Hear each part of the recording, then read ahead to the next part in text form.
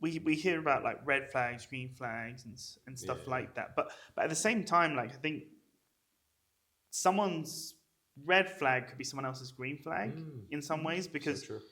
it really depends on what you're trying to achieve in the first place, Right. right? Yeah, yeah. Like for example, I mean, I'll use this example. Maybe like if you were looking for just a girl that was want to be in your rotation, Yep.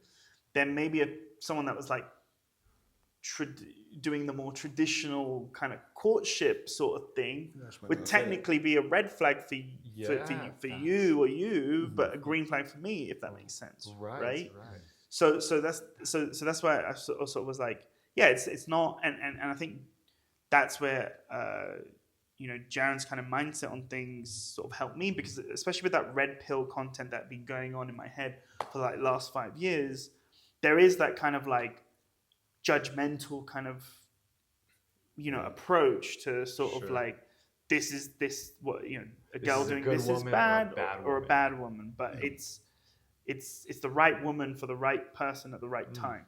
Well Sort of said. thing, Yeah. you know. You've taught me a lot about that. A lot about that too, because I think I've had that judgmental attitude a lot of times towards women. Yeah. And I like how you break it up. Like it's like there's like kind of Jaren's side of things, which is more rotation, more, and you're coming more, I think, towards the center. And then there's Ameer, where he's looking more for the relationship.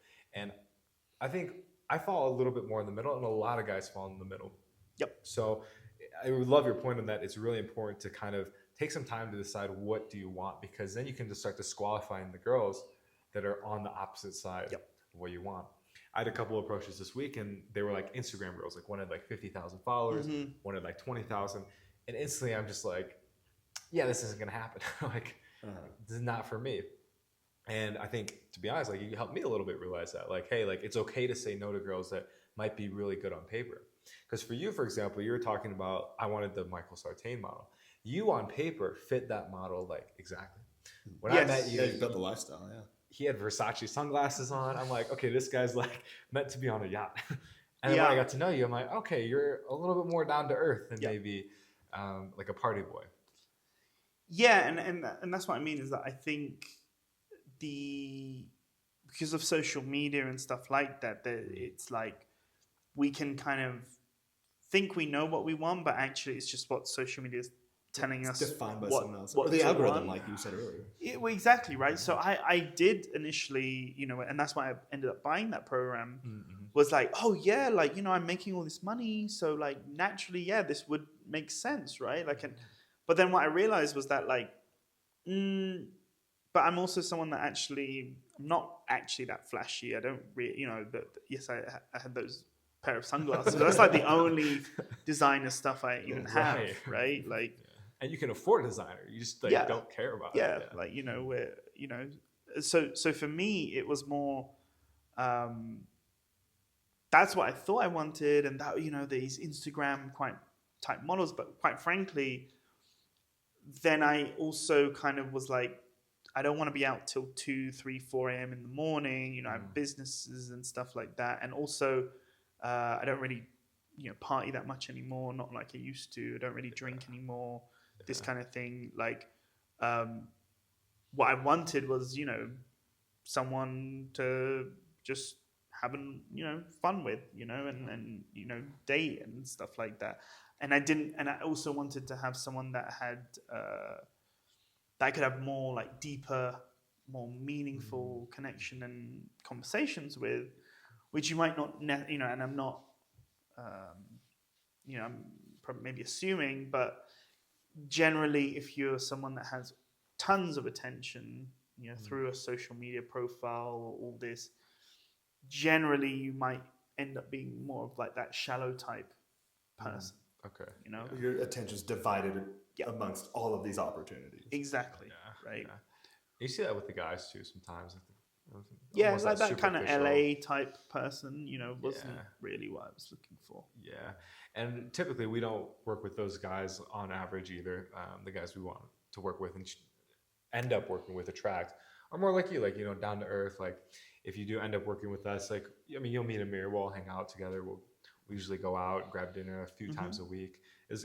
We become like, it's like a brotherhood really, more than just guys trying to date and stuff. Yeah, we had a sales appointment earlier, and I think the guy's eyes really lit up. I was like, "Hey, to be honest, you're going to go through this program really quickly. You'll probably get results way quicker than we even promised you. That's what we see with all of our clients, and then we'll just end up hanging out. Like we'll just end up being friends. You know, we'll bring you into the fold. You'll be a part of the clique, and you know, Well, see them on our Instagrams. And I think that's like, it's obviously still not something that you can just like advertise on your program. Like, yeah, we'll be your friends kind of thing. Mm-hmm. But I think that like, that is something that I think we're all quite grateful for, because it's sort of like, okay, like, because also what I didn't want to have, and you know, I think this is maybe just based on experience of what I'd seen from my friend circle in London, right? And kind of like, I guess because I like hadn't been in a relationship so long, but then seen everyone around me in these relationships, but then also see people maybe break up and stuff like that, and seeing unhealthy relationships, which is the norm in society. Exactly, right?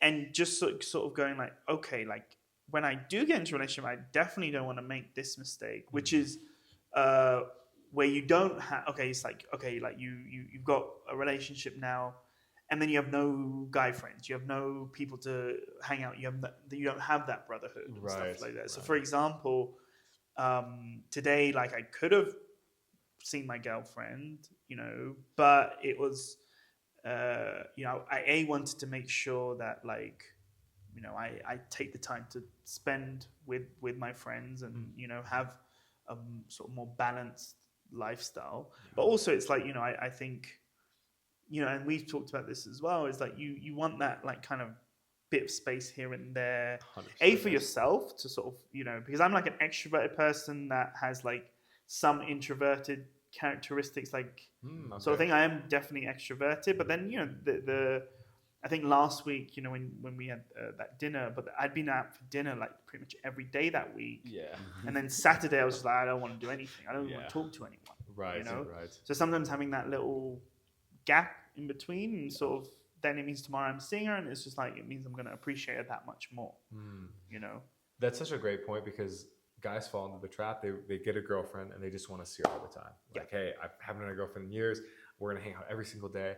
And the girls might like that at first. They might respond well. What you find is that you lose that mystery. And this is something we teach you guys, is that we talk a lot about it on the channel.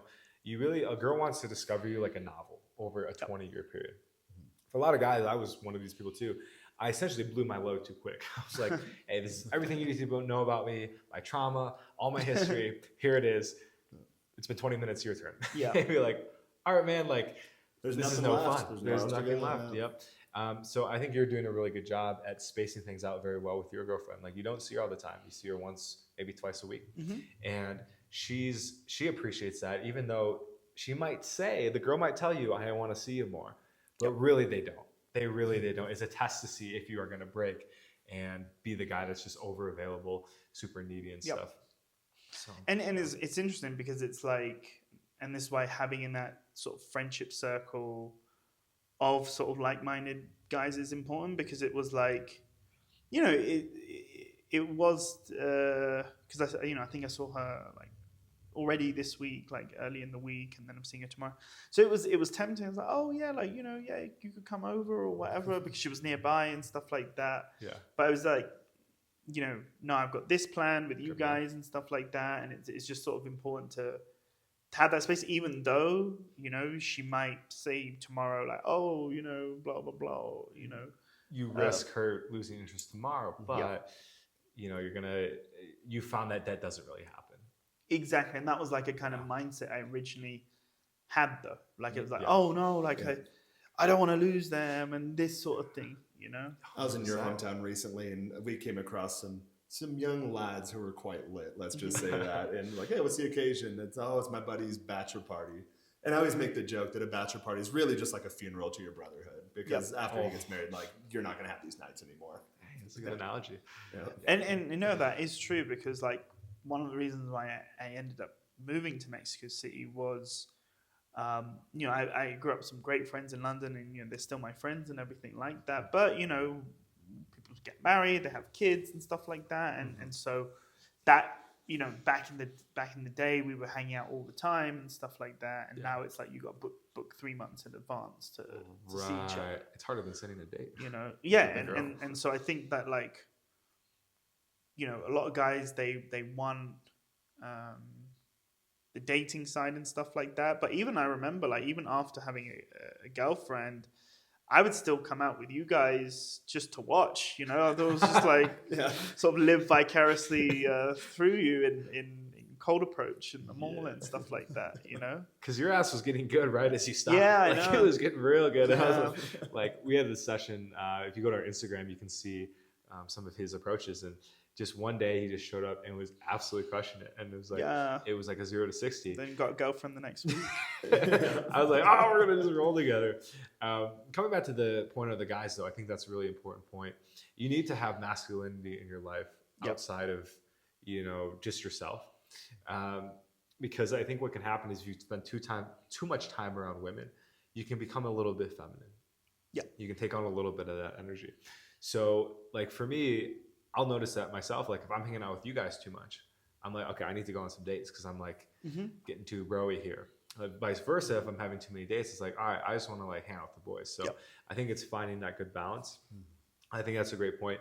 And guys, like, by the way, if you end up working with us online, like chances are you might not come down here, right, to meet us. So we can have bro dates though. We can have bro dates. Yeah. But know that what we're going to teach you is going to help you develop relationships with possibly other men in your area, right? So